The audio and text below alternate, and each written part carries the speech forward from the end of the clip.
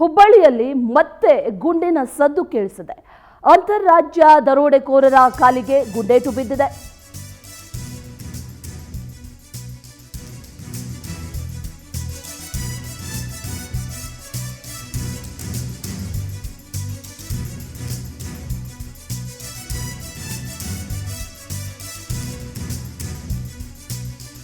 ಬಂಧಿಸಲು ತೆರಳಿದ್ದ ವೇಳೆ ಪೊಲೀಸರ ಮೇಲೆಯೇ ಅಟ್ಯಾಕ್ ಮಾಡಿದ್ದಾರೆ.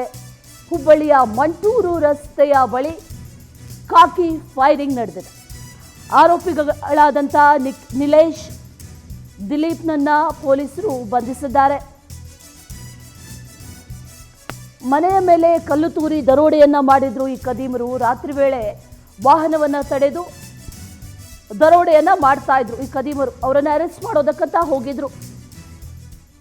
ಮಂಟೂರು ರಸ್ತೆ ಗಬ್ಬೂರು ಜೈನ್ ಮಂದಿರದ ಬಳಿ ದರೋಡೆ ನಡೆದಿತ್ತು.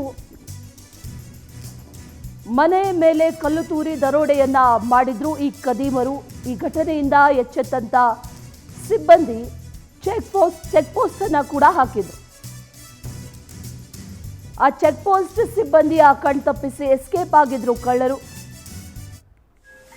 ಈ ವೇಳೆ ಆರೋಪಿಗಳನ್ನ ಬಂಧಿಸೋದಕ್ಕೆ ತೆರಳಿದ್ದಂತ ಸಂದರ್ಭದಲ್ಲಿ ದಾಳಿ ಮಾಡಿದ್ದಾರೆ.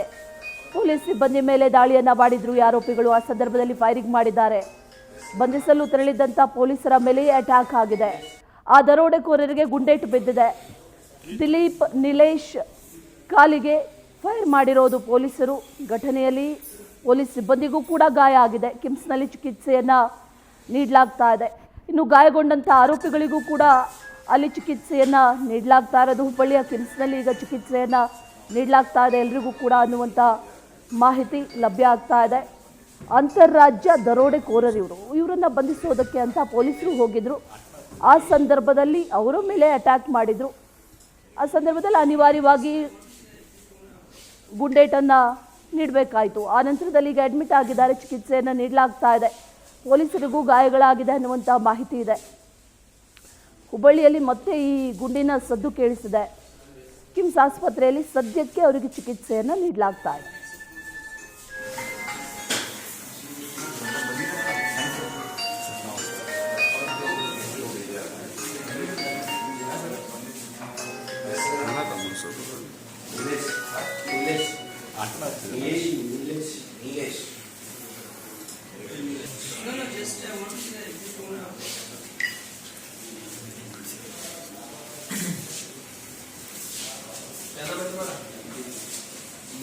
ಮತ್ತಷ್ಟು ಡೀಟೇಲ್ಸ್ ಅನ್ನ ನೀಡ್ತಾರೆ ನಮ್ಮ ಪ್ರತಿನಿಧಿ ಸಂತೋಷ್. ದೂರವಾಣಿ ಸಂಪರ್ಕದಲ್ಲಿ ಜಾಯಿನ್ ಆಗ್ತಾ ಇದ್ದಾರೆ.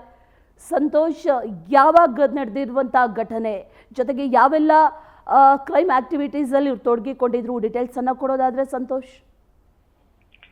ಅಶ್ವಿನಿ, ಇವರು ಮೂಲತಃ ಗುಜರಾತ್ ಮೂಲದ ದರೋಡೆಕೋರರಾಗಿದ್ದಾರೆ. ಈ ಒಂದು ದರೋಡೆಕೋರರು ನಿನ್ನೆ ರಾತ್ರಿ ವೇಳೆ ರಸ್ತೆಯಲ್ಲಿ ಅಡ್ಡಗಟ್ಟಿ ಇಬ್ಬರನ್ನು ದರೋಡೆ ಮಾಡಿರ್ತಾರೆ. ತದನಂತರ ಹುಬ್ಬಳ್ಳಿ ಹೊರ ವಲಯದಲ್ಲಿರುವಂತಹ ಮನೆಗಳನ್ನು ಟಾರ್ಗೆಟ್ ಮಾಡಿ ಆ ಮನೆಗಳ ಮೇಲೆ ಕಲ್ಲೆಸೆದು ಆ ದರೋಡೆಗೆ ಯತ್ನ ಮಾಡಿರ್ತಾರೆ. ಈ ಎಲ್ಲಾ ಘಟನೆಗಳು ಪೊಲೀಸರಿಗೆ ತಿಳಿಯುತ್ತಿದ್ದಂತೆ ಏನು ದರೋಡೆಗಳು ಹೆಚ್ಚಾಗುತ್ತಿರುವ ಹಿನ್ನೆಲೆಯಲ್ಲಿ ಮುನ್ನೆಚ್ಚರಿಕೆ ಕ್ರಮವಾಗಿ ಪೊಲೀಸರು ಕೂಡ ಚೆಕ್ ಪೋಸ್ಟ್ ಅನ್ನು ನಿರ್ಮಾಣ ಮಾಡಿರ್ತಾರೆ.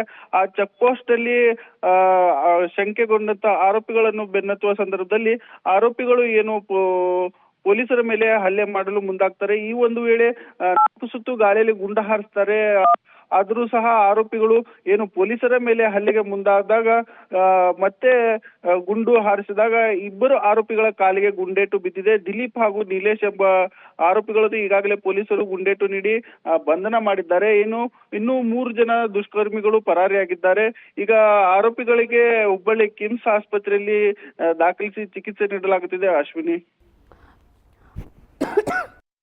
Okay Santosh, thank you ಡೀಟೇಲ್ಸ್ಗೆ.